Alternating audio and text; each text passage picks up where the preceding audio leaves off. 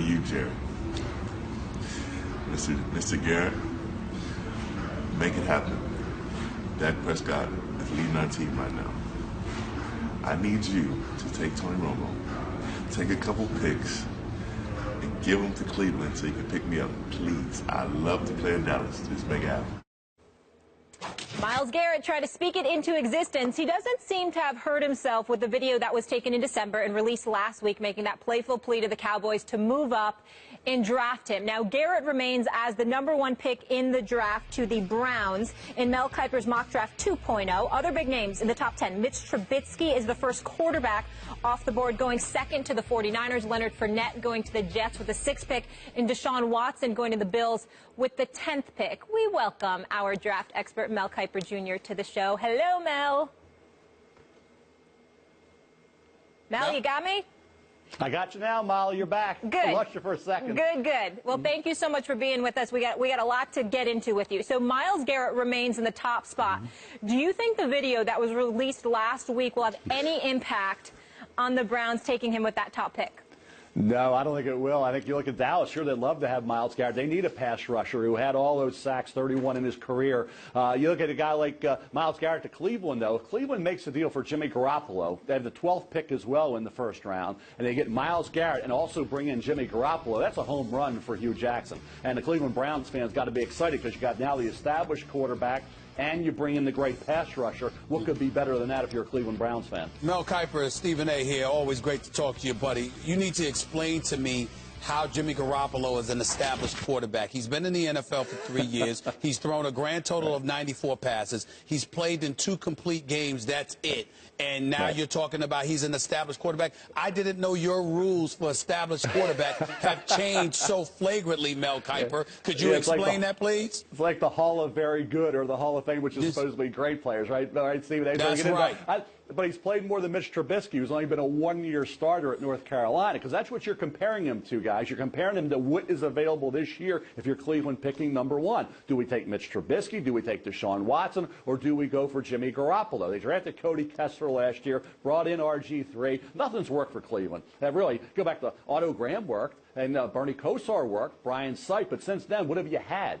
Okay, so I think you look at Jimmy Garoppolo, established from the standpoint of New England's had him. He's played preseason, regular season. He's also been behind Tom Brady and been with Tom Brady everywhere. And that's got to rub off a little bit. That great competitiveness for the best quarterback of all time, Tom Brady, can't hurt Jimmy Garoppolo. If you like them coming out of Eastern Illinois, remember, he was a 2nd-round pick, not a free agent. Okay, so you had your scouting report on Garoppolo going back to when he came out of the 1AA ranks. If you liked him then, you got to like him now. And the key is, do you like him better than developmental quarterbacks like Trubisky and Watson? When you know, if you're Hugh Jackson, the days of being 2-14 have to end at some point. You got to start winning games. You got to close the gap between your quarterback and Dalton, Flacco, and Roethlisberger. Those are the teams you have to beat. Those are the quarterbacks you have to beat. And right now, you're in the cellar. You're a distant fourth. So given the resources it takes to get any one of those quarterbacks, including not only the draft pick, but the money, the cap hit, and all that, is Jimmy Garoppolo the #1 potentially available guy? Talk about Kirk Cousins, potentially Jay Cutler, Kaepernick, obviously, and you mentioned Trubisky, and, of course, Deshaun Watson. Is Jimmy Garoppolo the #1 available quarterback, all things considered?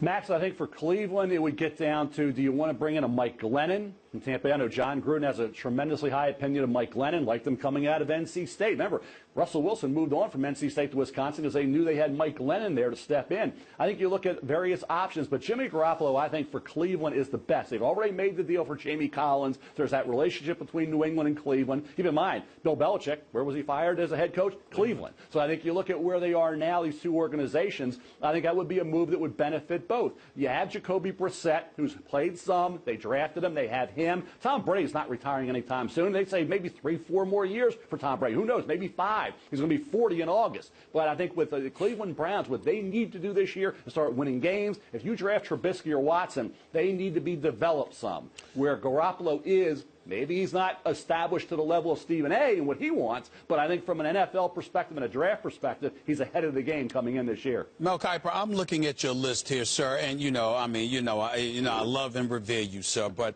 I have problems with some people on this list here, Mel Kiper Jr. Like, you will agree with me, right, that there's no position on the football field more important than the quarterback position. Is that correct? Correct. How is it that you got Chicago? They're going to, on your list, Jonathan Allen, the defensive lineman out of Alabama, who's a stud, but he's a defensive lineman. You've got Jacksonville that's got some problems with Bortles. They're talking about taking Jamal Adams, the safety out of LSU. You've got the New York Jets. God knows they need a quarterback in New York City. You got them taking Leonard Fournette.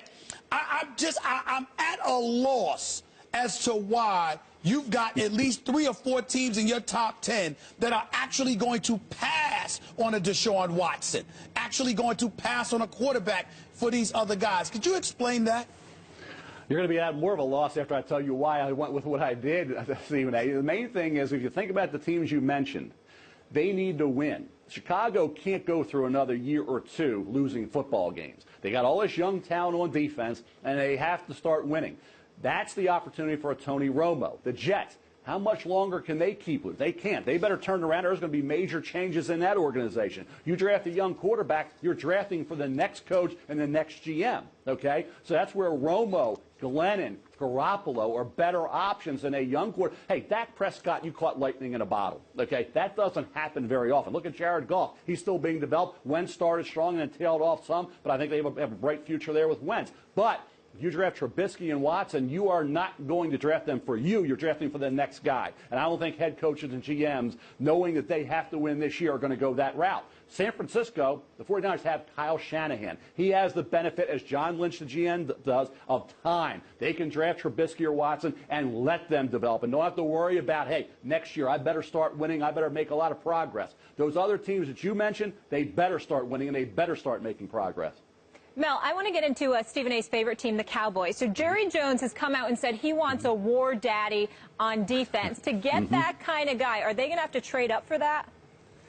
Well, you never know. A lot of good pass rushers, Molly, have gone from the second round on. Robert Mathis was a great player. He didn't go until like the 5th round. You think about all the great players that have gone. Elvis Dumervil was a 4th round pick. Richard Dent went in the 9th round, okay? So there's been a lot of pass. Jared Allen was a 4th round pick. I think if you look at where they are right now is Derek Barnett from Tennessee, who had an incredible career in the SEC. Does he test so well? Is he a great collegian who may be just a good pro? He's got to show he can be a great pro like he was in college by testing well. If Derek Barnett does, he's not going to be anywhere near Dallas. If he slides down that far, it makes sense. If they want to trade up, the hot guy right now in terms of a buzz for the NFL draft as a pass rusher is Taco Charlton from Michigan. He had a dominant game against Ohio State. He had a great year overall. He's got length. He's got edge pass rushing ability, and he is going to interest teams like Carolina. You think about the Cincinnati Bengals, teams in the top part of the first round, top 10 of the first round. Carolina Panthers will be looking at Taco Charlton. So you better move up into the top 10 if you're Dallas if you want Charlton,